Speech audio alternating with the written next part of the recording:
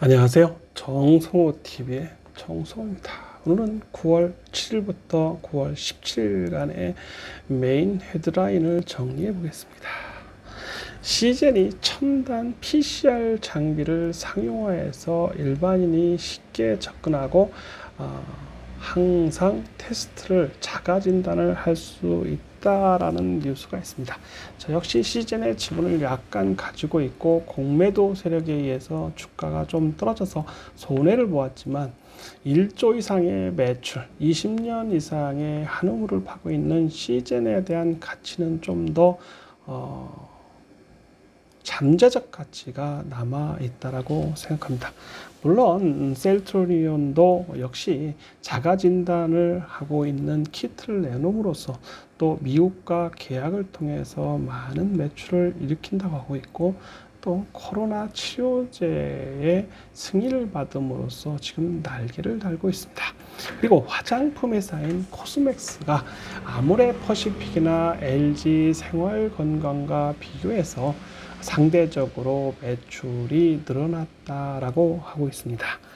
특히 중국의 대부분 OEM 업체들이 코스맥스와 손을 잡고 OEM 위탁 생산을 하고 있는 경우가 많다고 합니다.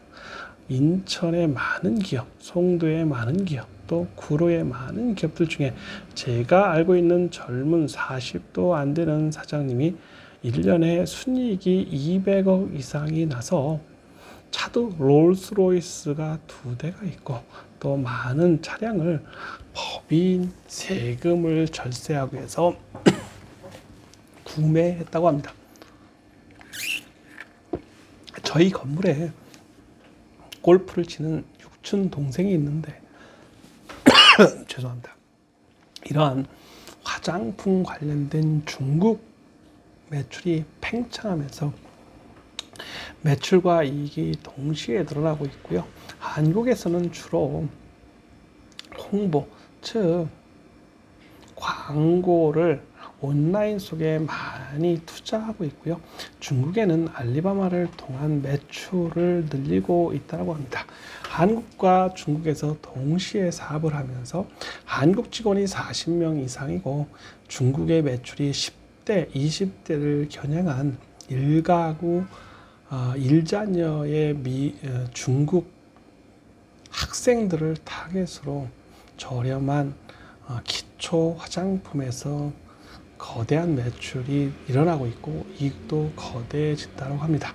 그분에게 들은 거는 중국 시장이 상당히 거대하고 또 퀄리티가 높으면 중국 시장에서 성공하기 쉽다라는 말씀을 하셨습니다. 그리고 유학생이 급격히 증가하고 있다. 초등학생이 4,400명, 중학생이 2,000명, 고등학생이 약 600명, 총 8,500명의 초중고 학생이 유학을 지금 하고 있는데 코로나 이전과 비교해서 2분의 1도 안 되는 숫자, 즉 10,000명도 안 되는 숫자가 유학하고 있다고 합니다. 제가 사업을 시작할 때만 해도 일본인들이 주로 자기 자녀를 유학시키지 않는다라고 했습니다.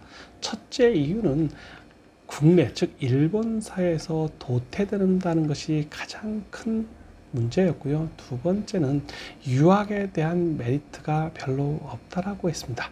세 번째는 굳이 다른 나라에 유학하는 것보다는 일본 사회를 더 많이 아는 것이 낫다라고 20년 이상 시절에 제가 자주 듣던 얘기였습니다. 그래서 주재원들이나 아니면 외국에 파견된 지사장들은 자녀를 거의 미국에 있거나 유럽에 있어도 데리고 오지 않았습니다.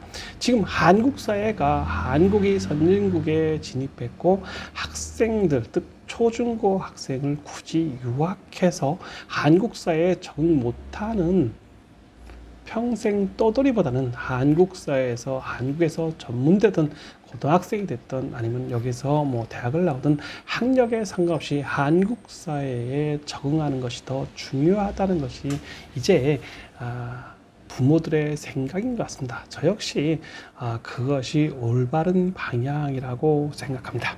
그리고 헝다, 중국의 부동산 2위 업체인 헝다의 부도설, 즉 350조 이상의 부실이 될 수 있어서 금융시장에 촉각이 모여지고 있습니다.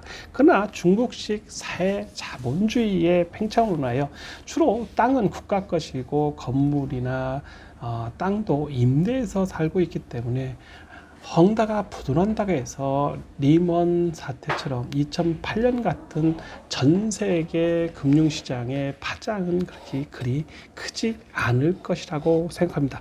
또 공동부유라는 중국 시진핑의 사상과 맞물려서 부동산 역시 국유화의 원칙이 맞다라는 증명을 할 것이라고 생각합니다. 그리고 한국의 대기업이 93% 이상이 해외에서 매출이 나고 있다. 이제 한국의 대기업도 물론 뭐 중견기업이나 중소기업도 이제 글로벌화 되는 것이 가속화되고 있습니다. 한국 시장 5천만 명밖에 안 되는 작은 시장에서 판매를 하거나 성공한다는 것보다는 전 세계 글로벌한 마켓에서 성공할 수 있는 토대가 되었기 때문에 이제 한국의 기업이 아닌 전 세계 기업과 경쟁을 하고 있고 거대한 부를 이룰 수 있는 시장이 열려 있다라고 생각합니다. 그래서 인생은 한 번뿐이고 젊은 사람이라면 꼭 도전을 해야 된다라고 저는 생각합니다. 제가 다시 태어나도 저는 사업을 할 것이라고 단언하고 있습니다. 저는 결코 도전하지 않는 삶을 살고 싶지가 않다라고 꼭 생각을 하고 있습니다. 자산 거품을 대비할 시기가 오고 있다. 이제 돈이 너무 많이 유통되고 나와서 그러한 그 현금이 자산의 거품을 만들었고 앞으로 이러한 거품이 꺼지는 날이 꼭 올 것이다. 경제는 꼭 순환을 한다라고 하기 때문에 이제 자산을 갖고 있는 것에 대한 부담감을 조금씩 대비해야 된다고 합니다. 그리고 게임사 시가총액의 순위가 바뀌었다. 클래프톤이 22조, 넥슨이 19.7조, NC소프트가 13조, 넷마블이 10.5조, 카카오 게임즈가 5조 4천억, 펄어비스가 5.4조 등 이러한 게임사의 시가총액의 변동이 있었다라고는 기사가 있습니다. 그러나 저 역시 게임 주식을 좀 더 가지고 있고 또 게임 이제 시작한 회사에 투자할 마음이 정말 있습니다. 또 게임을 투자해야 되는 가장 큰 이유가 코로나 시대이겠지만 앞으로 코로나가 바뀐 생활 패턴이기 때문에 혼자서 게임을 즐길 수 있는 세대가 어린이부터 노년까지 다양하다는 것이고 한국에서 개발한 게임의 성공이 전 세계에 퍼진다라고 생각한다면 이제 게임은 반드시 투자해야 될 종목 중에 하나라고 생각합니다. 효성 TNC, 효성 첨단, HMM 기아, 포스코, 이마트, 신세계 등 이러한 기업들이 주가에서 두각을 나타내는 기사가 있습니다. 특히 신세계는 M&A를 통한 시장의 확대뿐만 아니라 매출로도 그 증명을 하기 때문에 신세계나 이마트의 성장이 두드러질 것이라고 생각하고 있습니다. 특히 이러한 신세계의 M&A를 통한 플랫폼을 가지고 있고 또 온라인에서도 성장세가 급격히 늘어나고 있기 때문에 신세계의 주가 변동을 좀 눈여겨볼 필요가 있다고 생각합니다. SK이노베이션의 공급망 확보, 즉 투자를 통한 양극재의 생산 라인을 확보함으로써 앞으로 성장이 기대된다는 얘기고요. 수소경제가 2050년에 약 3천조, 즉 2.5조 달러의 규모가 된다고 합니다. 시장 규모가 커짐으로써 이런 대기업 SK, 현대차, 포스코, 롯데, 한화, 효성 등 한국의 대기업들이 적극 동참하고 있고 중견기업도 여기에 발맞춰서 따라가고 있는 형국이라고 합니다.